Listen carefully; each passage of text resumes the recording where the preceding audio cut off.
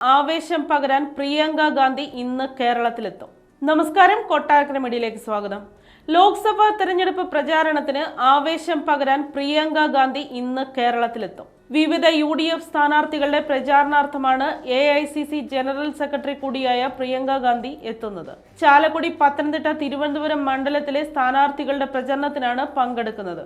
രാവിലെ 11:30 പ്രത്യേക വിമാനത്തിൽ പ്രിയങ്ക ഡൽഹിയിൽ നിന്നും കൊച്ചിയിൽ എത്തിച്ചേരും. 12:05 ആദ്യ പ്രചാരണ സ്ഥലമായ തൃശൂർ ഏരിയാഡേക്ക് ഹെലികോപ്റ്ററിൽ എത്തും. 12:15 UDF സ്ഥാനാർത്ഥി ബെന്നി ബെഹനാൻ മത്സരിക്കുന്ന ചാലക്കുടി ലോക്സഭാ മണ്ഡലത്തിലെ ഏരിയാഡ് പൊതുസമ്മേളനത്തിൽ പ്രിയങ്ക ഗാന്ധി പങ്കെടുക്കും. ഉച്ചയ്ക്ക് 2 ഏരിയാഡിൽ നിന്ന് ഹെലികോപ്റ്ററിൽ പത്തനംതിട്ടയിലേക്ക് തിരിക്കും.